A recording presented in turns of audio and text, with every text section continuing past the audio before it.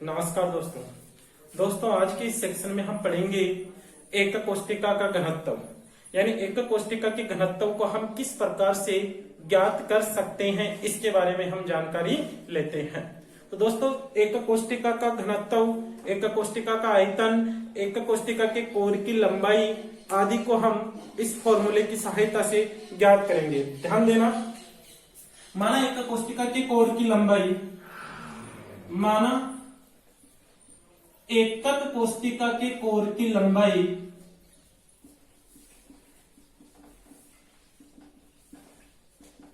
एकक कोष्टिका की कोर की लंबाई a, तो एकक कोष्टिका का आयतन होगा, एकक कोष्टिका का आयतन होगा a क्यूब। एकक कोष्टिका की कोर की लंबाई a है, तो एकक कोष्टिका का आयतन हो जाएगा a क्यूब। अब ध्यान देना, अगर हम बात करें एकक कोष्टिका का द्रव्यमान, तो एकक कोष्टिका का द्रव्यमान किस प्रकार से ज्ञात करेंगे? एकक कोष्टिका का द्रव्यमान, एकक कोष्टिका का द्रव्यमान होता है एक परमाणु का द्रव्यमान इंटू परमाणुओं की संख्या, परमाणु का द्रव्यमान इंटू परमाणुओं की संख्या। एक एकक कोष्टिका का द्रव्यमान होता है एक परमाणु का द्रव्यमान इंटू परमाणुओं की संख्या। जैसे हमने पिछले कई लेक्चर पढ़े थे, उनके अंदर हमने देखा था कि बीसीसी के अंदर अवयवी कणों की संख्या 2 होती है, एफसीसी के अंदर अवयवी कणों की संख्या 4 होती है, एचसीपी में अवयवी कणों की संख्या होती है वो 6 होती है। तो कणों की संख्या यानी परमाणुओं की संख्या को परमाणु के द्रव्यमान से इंटू कर देते हैं, तो एकक कोष्टिका का द्रव्यमान ज्ञात होता है।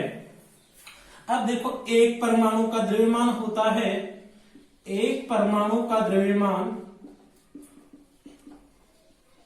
एक परमाणु का द्रव्यमान होता है परमाणु का मोलर द्रव्यमान, परमाणु का मोलर द्रव्यमान अपॉन अवोगाद्रो संख्या Na।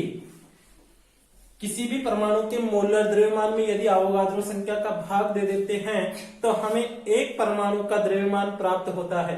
किसी परमाणु के मोलर द्रव्यमान में यदि हम अवोगाद्रो संख्या जिसका मान होता है 6.022 इंटू 10⁻23, ये अवोगाद्रो संख्या का मान है। अगर इस संख्या का हम परमाणु के मोलर द्रव्यमान में भाग दे देते हैं तो हमें एक परमाणु का द्रव्यमान प्राप्त होता है। अब ध्यान देना, परमाणु का द्रव्यमान होता है परमाणु का मोलर द्रव्यमान, जिसे हम कैपिटल M से लिखते हैं, है ना। तो परमाणु का द्रव्यमान बराबर हो जाएगा परमाणु का मोलर द्रव्यमान अपॉन अवोगाद्रो संख्या। तो एकक कोष्टिका का द्रव्यमान क्या होगा? एकक कोष्टिका का द्रव्यमान बराबर होगा परमाणु का मोलर द्रव्यमान स्मॉल m है ना, तो स्मॉल m परमाणु का द्रव्यमान होगा वो मोलर द्रव्यमान अपॉन अवोगाद्रो संख्या, यानी एकक कोष्टिका का द्रव्यमान m अपॉन Na इंटू एकक कोष्टिका में उपस्थित परमाणुओं की संख्या। ये एक एकक कोष्टिका का द्रव्यमान है। इसी प्रकार से अगर हम एकक कोष्टिका के घनत्व की बात करते हैं तो एकक कोष्टिका का घनत्व होगा, एकक कोष्टिका का घनत्व D इक्वल होता है द्रव्यमान अपॉन आयतन। घनत्व को हम लिखते हैं तो घनत्व होता है द्रव्यमान बटा आयतन, मास अपॉन वॉल्यूम, यानी द्रव्यमान बटा आयतन। तो एकक कोष्टिका का द्रव्यमान तो अभी हमने देखा था m into Z upon Na, और आयतन होता है a क्यूब, है ना। तो D बराबर हो जाएगा m into Z upon Na a cube. तो इस फॉर्मूले की सहायता से हम एकक कोष्टिका के घनत्व की गणना कर सकते हैं, है ना। इस फॉर्मूले की सहायता से हम एकक कोष्टिका के घनत्व को ज्ञात कर सकते हैं। ध्यान देना, सबसे पहले तो हमें एकक कोष्टिका के कोर की लंबाई को a मानना है, फिर एकक कोष्टिका का आयतन। तो एकक कोष्टिका घनीय एकक कोष्टिका है और घन का आयतन होता है भुजा क्यूब। तो यहाँ पर भुजा को हमने a माना है तो a क्यूब हो जाएगा एकक कोष्टिका का आयतन। एकक कोष्टिका का द्रव्यमान क्या होगा?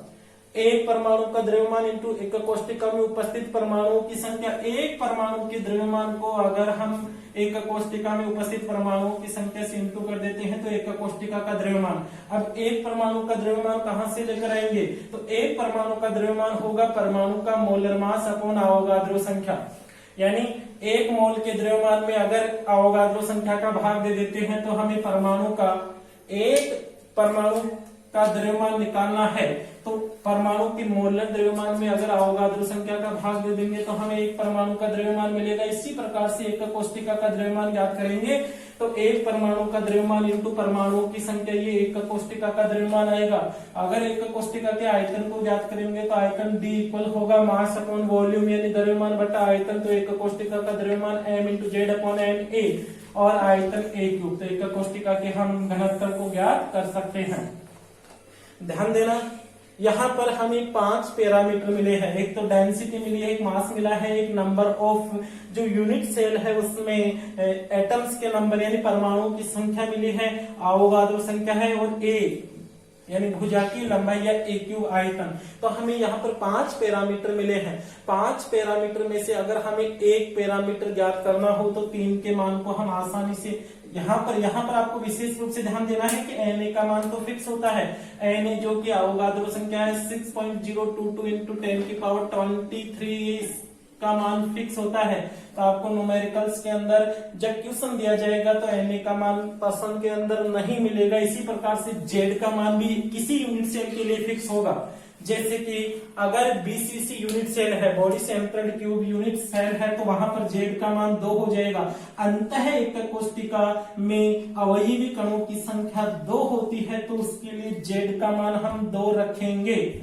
ऐसे ही अगर FCC यूनिट सेल है, फेस सेंट्रेड क्यूब यूनिट सेल है, तो वहां पर Z का मान हम रखते हैं 4।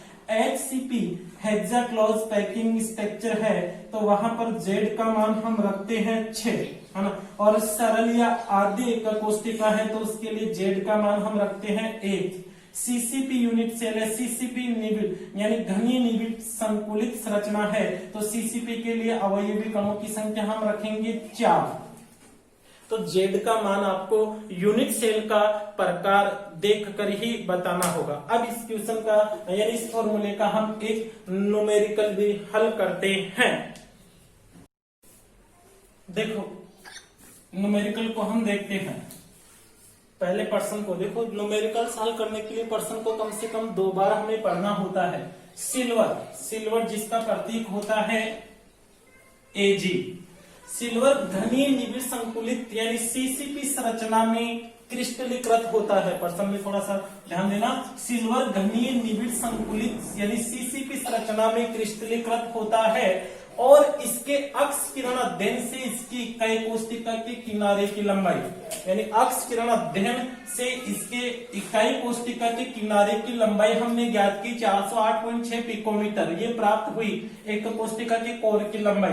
सिल्वर का हमें घनत्व ज्ञात करना है, सिल्वर की डेंसिटी ज्ञात करनी है और सिल्वर का मोलर मास दिया हुआ है 107.9 यूनिट। तो मोलर द्रव्यमान या परमाणु द्रव्यमान की इकाई होती है मोल, ग्राम प्रति मोल, है ना। मोलर द्रव्यमान की इकाई होती है ग्राम प्रति मोल। ये मोलर द्रव्यमान की यूनिट है। प्रश्न को एक बार फिर से देखते हैं। सिल्वर घनीय निबिड़ संकुलित यानी CCP संरचना में क्रिस्टलीकृत होता है, संरचना में क्रिस्टलीकृत होता है, हमें लिखना है यहाँ पे। सिल्वर घनीय निबिड़ संकुलित यानी CCP संरचना में क्रिस्टलीकृत होता है और इसके अक्ष किरण अध्ययन से इसकी इकाई कोष्टिका के किनारे की लंबाई, अक्ष किरण अध्ययन से हमने इसके यूनिट सेल की एक कोष्टिका के कोर की लंबाई ज्ञात की है, वो है 408.6 पिकोमीटर प्राप्त हुई। सिल्वर का घनत्व ज्ञात कीजिए। सिल्वर का मोलर द्रव्यमान हमें दिया हुआ है, सिल्वर जिसको Ag, है ना, अर्जेंटम या चांदी भी बोलते हैं, सिल्वर को चांदी भी कहते हैं। अब ध्यान देना, हम किस प्रकार से इसका घनत्व ज्ञात करेंगे। तो दोस्तों सबसे पहले हमें देखना है सिल्वर घनीय निबिड़ संकुलित संरचना में क्रिस्टलीकृत होता है ना। तो सिल्वर CCP संरचना बनाता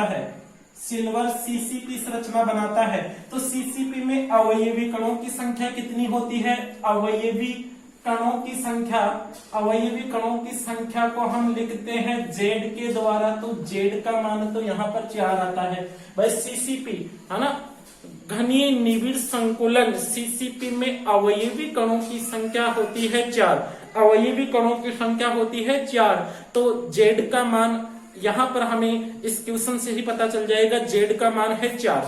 घनीय निबिड़ संकुलित संरचना, अगर यही एफसीसी में होता तो भी अवयवी कणों की संख्या 4 होती, लेकिन अगर बीसीसी के अंदर क्रिस्टलीकृत होता तो वहां पर अवयवी कणों की संख्या को हम 2 मानते और एचसीपी में क्रिस्टलीकृत होता तो अवयवी कणों की संख्या को हम 6 मानकर इस न्यूमेरिकल को हल करते। तो यहाँ पर सिल्वर घनीय निबिड़ संकुलित यानी सीसीपी संरचना में क्रिस्टलीकृत होता है और सीसीपी में अवयवी कणों की संख्या होती है 4। तो यहाँ पर हमने क्वेश्चन से पता लगा लिया है, जेड का मान है 4। एकक कोष्टिका के कोर की लंबाई है ना, कोर की लंबाई यानी भुजा की लंबाई, तो कोर की लंबाई दे रखी है ए, जिसको हम ए मानते हैं 408.6 पिकोमीटर। इस पिकोमीटर को हम मीटर में चेंज कर लेते, इस पिकोमीटर को हम मीटर में चेंज कर लेते हैं तो 408.6 इंटू 10⁻12 मीटर। 1 पिकोमीटर बराबर होता है 10⁻12 मीटर। 1 पिकोमीटर बराबर 10⁻12 मीटर, है ना। तो ये हमने एक कोष्टिका के कोर की लंबाई ज्ञात की है। इसी प्रकार से अगर हम देखें एक कोष्टिका का द्रव्यमान, तो द्रव्यमान ध्यान देना, द्रव्यमान ये मोलर द्रव्यमान है। मोलर द्रव्यमान एक कोष्टिका का मोलर द्रव्यमान हो जाएगा, एक कोष्टिका का मोलर द्रव्यमान हो जाएगा 107.9, ये ग्राम प्रति मोल है। लेकिन यहाँ पर हमने यूनिट मीटर में ली है तो इसको भी किलोग्राम में लेना है, MKS, है ना। अगर मीटर में लेंगे तो दूरी को मीटर में लेंगे, है ना, तो हमें मास को किलोग्राम में लेना होगा।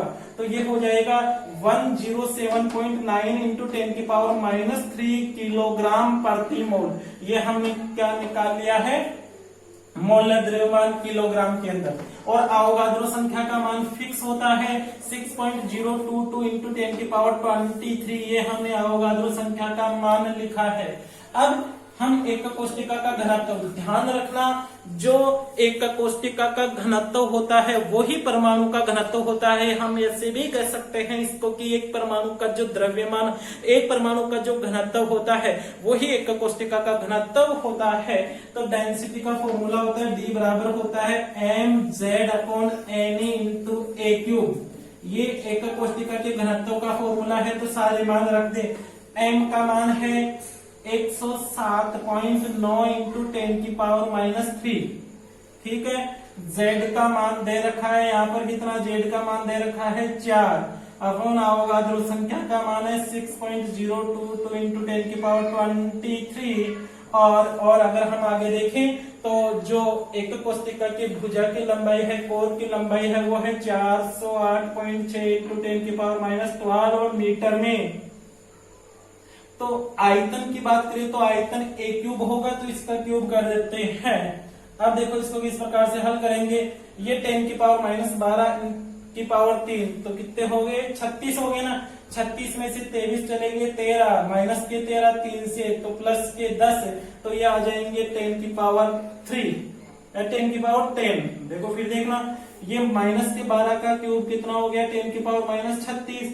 36 इस 23 से कैंसिल हो गए, माइनस के कितने बच गए 13, माइनस के 13, और ये माइनस के 13 है और ये माइनस के 3 है, तो प्लस माइनस के कितने बच जाएंगे 10, और ऊपर जाते ही प्लस के 10 हो जाएंगे, है ना। और ये संख्या बच गई, ये संख्या, तो इसका क्यूब कीजिए, फिर जो आंसर आएगा उसको इससे इंटू करके इसका भाग दे दीजिए, तो आपका जो भी उत्तर है वो यहाँ पर हमें प्राप्त हो जाएगा।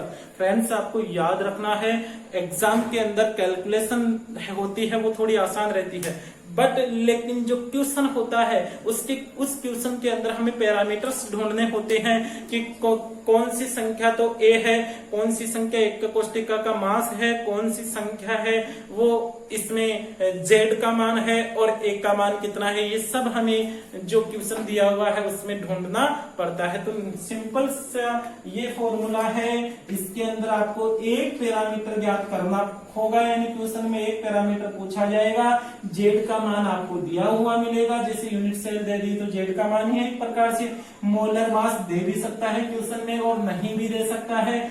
Na का मान फिक्स होता है, ए और जेड में से किसी एक का मान देगा और दूसरे का मान पूछ लेगा, तो हम एक कोष्टिका के घनत्व को भी ज्ञात कर सकते हैं। दोस्तों इस वीडियो को आप अच्छी तरह से देखिए, एक कोष्टिका के घनत्व और मात्रक संबंधी गणनाओं के बारे में, और भी आप न्यूमेरिकल्स बुक के अंदर दिए हुए हैं उनको हल कीजिए। धन्यवाद।